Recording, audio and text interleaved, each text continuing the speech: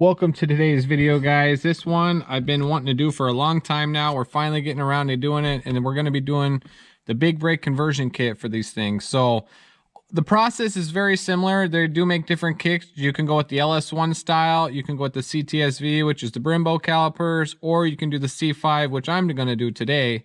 So now that we got the go fast part covered on this car, we definitely need to do something about the brake system. Although this was a factory four-wheel disc brake car, which was probably pretty good back in the 80s, to today's standards, it is not up to par when you're making this kind of power. So this is something I've been wanting to do for a long time, because going fast is great. We got that covered. The next most important is going to be stopping fast. So once we get this done, it should be a great improvement over stock. So I'm going to jump right into it, guys, and let's get busy.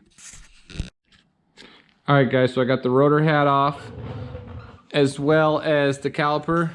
I did forget my flare wrench at work. I'm actually going to have to get that later to actually get the caliper all the way off. So I'm just going to leave it hanging here for now, just to show you guys. So basically what we have is two bolts holding this dust cover on right here. So what we're going to do is we're going to take our brackets, and they actually bolt, or they go this way. They're going to go through each bolt, and you see how that fits perfect right there?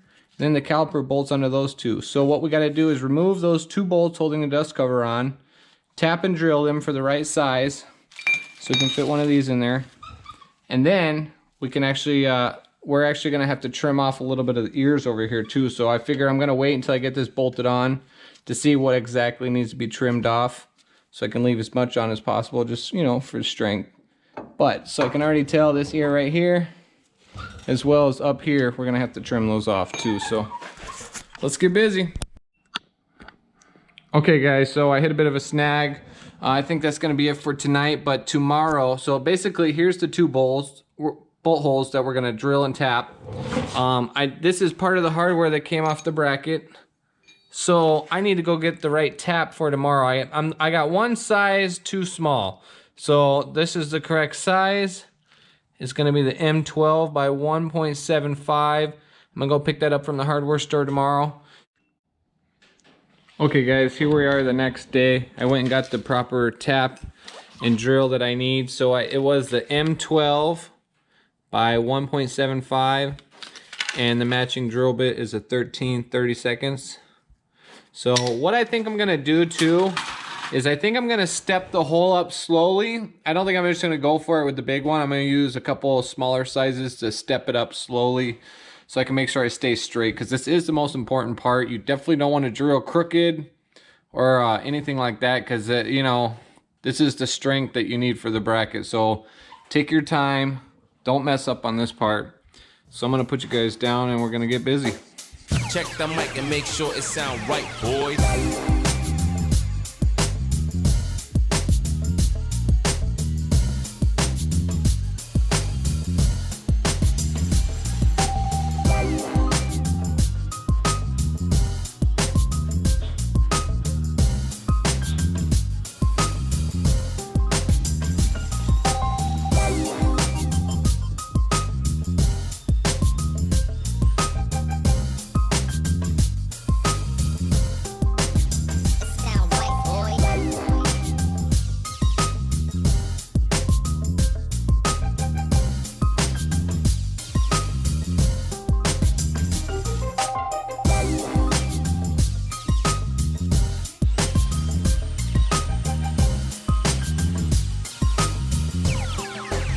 Sound right, boys.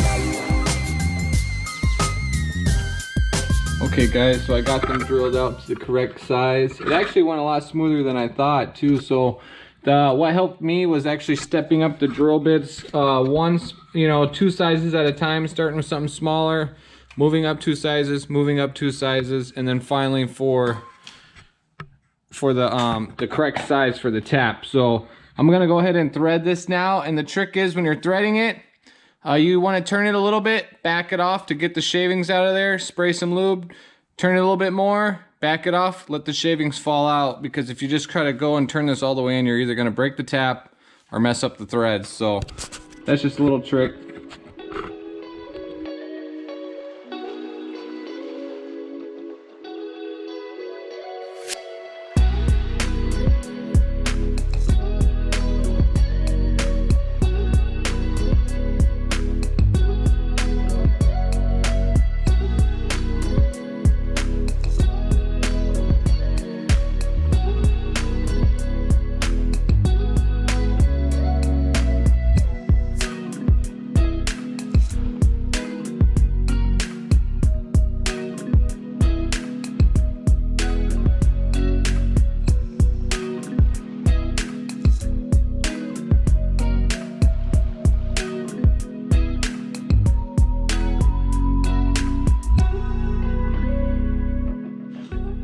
Okay guys, that was definitely the trickiest part of the whole upgrade so far. And basically an issue I did run into is my tap holder would not spin because of the spindle. So I actually did have to use my socket and ratchet, which I don't like doing that because it's very easy to get off center just a little bit. But what I did was just really take my time starting it, making sure you're dead straight, and make sure you start it dead on. But other than that, I mean, it did turn out good. As you can see, we got the new holes tapped for the correct size on the bolt.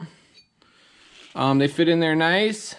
Everything spins smooth, the threads look good. So what I'm gonna go ahead and do now is get the bracket bolted on, trim off the ears. I'm gonna try to leave as much as I can. And then once I do that, it's pretty much all simple brake work after that too. So like I said, this is the hardest part of the whole operation.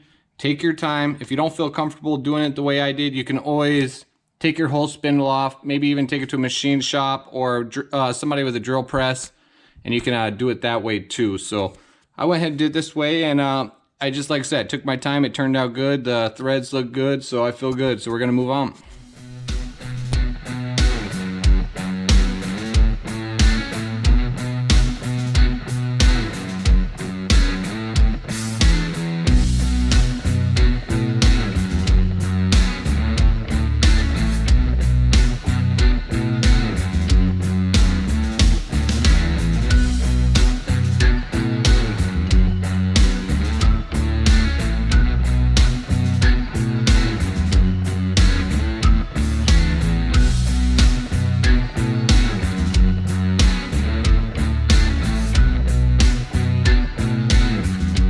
Okay guys, I just got done doing the trimming. Here's the pieces that I actually trimmed off, a couple ears.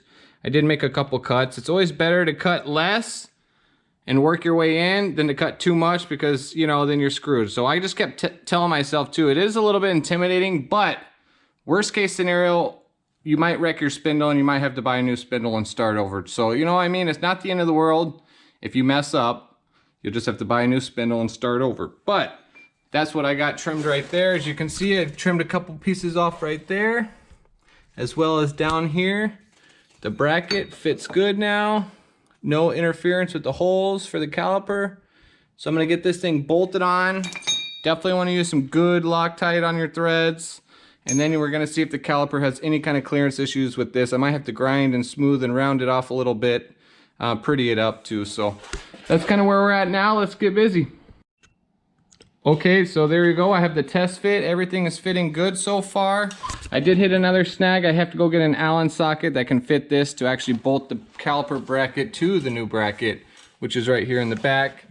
Everything did fit great. I had plenty of clearance up there on that cut and up on this cut. Like you can see, everything fits good. And basically, all you need to do left is pack the bearings for your new spindle. And this is just a 3rd gen spindle, or a 3rd gen rotor that's been machined down to fit perfectly inside of the Corvette front brake rotor. So like I said, the front brake rotor will right over here and it's gonna sit right there. And that's basically it. I mean, there's your C5 conversion. It's probably gonna be 3 times the stopping power. So I'm gonna go get that, finish it, tighten everything up, and then we're gonna hopefully show you the finished product. Okay guys, so I just got done packing all the bearings with the grease into the new hub. I'm gonna go ahead and tap in the dust cover seal.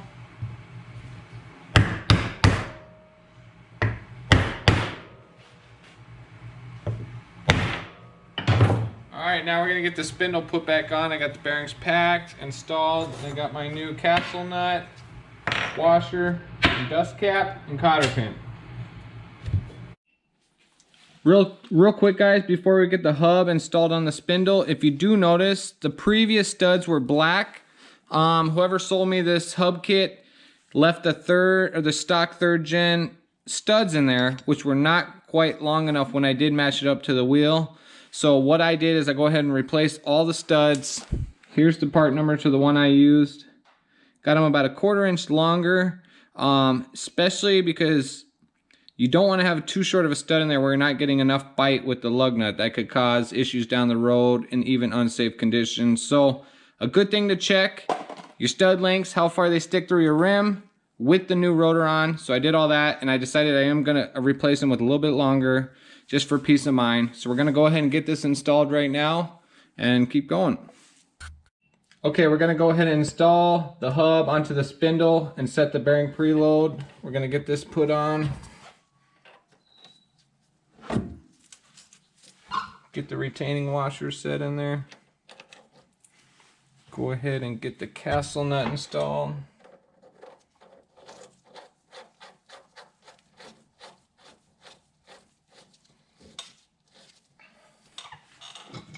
Just like to kind of tighten it down a little bit first, and then back it off just a little bit when I need to.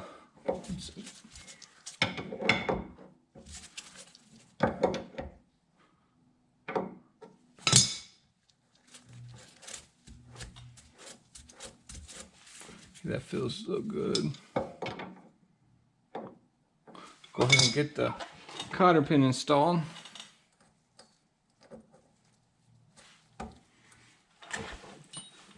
Now this one is a little bit long, so I'm going to cut it down just a little bit.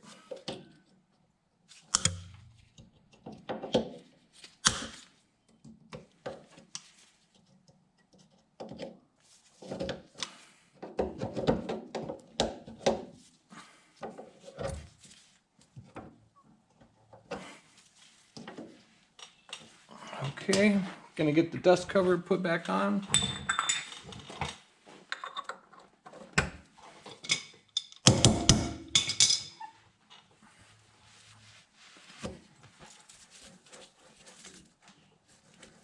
That's good too, and I always like to, when I get a few miles on, I'll kind of take everything back apart and just check the preload too. Sometimes you gotta tighten a little bit or loosen it. Just kind of let everything wear in first too. So we're gonna go ahead and get the caliper bracket installed next. Okay guys, this is one of my favorite parts right here. You can kind of see what it's gonna start to look like. I'm gonna throw a lug nut on there just to hold the rotor on. Man, oh yeah, this is gonna be a great improvement over stock. I'm super excited. So let's go ahead and get the caliper bracket installed so we can move on to the caliper. Okay, let's get this caliper bracket installed.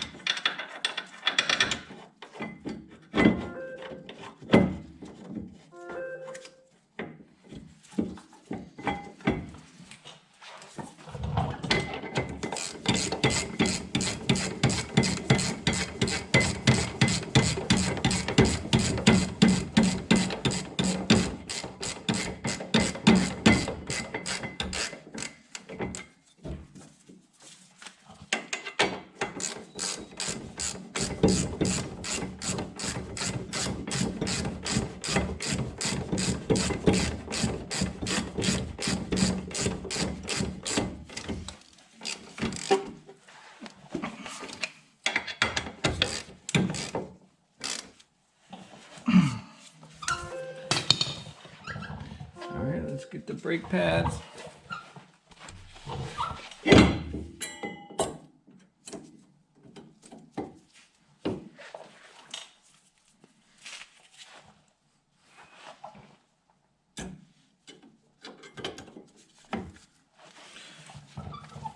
And we're gonna move on to the caliper now. Man, I'm super stoked. This thing's already looking pretty sick. Tell ya. What a big difference over stock. You don't realize how small those stock ones are until you put something on there with some real meat. Oh yeah, dude, that looks sick.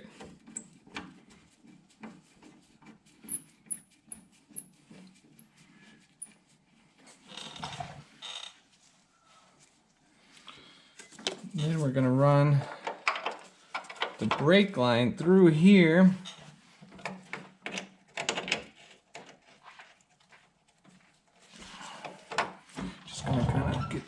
Set in place. All right, man. Look at that, guys. That is looking sick. This thing is definitely gonna have way more stopping power. I'm super happy with how well it's coming out. I'm gonna go ahead and get some of these fine tuning stuff put back on and get the brake line installed, connect it back to the hard line, as well as go through and torque all the back of the caliper, everything. I always go through everything once more before I'm completely done and button it up, do a safety check, go through and check all the nuts and everything. But man, that is sick. Okay guys, that's pretty much it. I went ahead and got everything tightened up. I got my brake line installed. I'm gonna go have to figure something out because the way the brake line sits right here, the LS1 or the C5 one, I'm gonna have to figure out a bushing to hold it in place a little bit better. And then also up here, we do have the 4th gen master that we're gonna have to go ahead and get plumbed, as well as the 4th gen booster. And I'm also gonna have to plumb my Willwood adjustable proportioning valve. We're gonna have to get that all plumbed in. So there is gonna be a follow-up video too of how I ran everything once I get all the logistics figured out. But for right now, I can tell you, it's already looking way better, man. That thing is, I just love it. The red matches the car, way bigger. Before you couldn't even see the stock rotor inside the rim. It was just so little. As well as this thing really did struggle to stop. Some upcoming content we got for next. We're going to be putting the UMI adjustable strut mount towers on the top. We have those right here. We're going to be doing that, as well as some drop springs for the front. So I'm looking forward to doing that. It is middle of the winter out here in Minnesota. Today the high is 6 degrees. So hot rodding is still a ways away. Really depressing. Oops, I broke my blind. Dang it. And this is what I do to stay sane in the winter. So thanks for watching, guys. If you haven't done so already, make sure to like this video, sub to the channel, leave a comment, let me know what you guys are working on. Help my channel grow. I appreciate all the support, guys.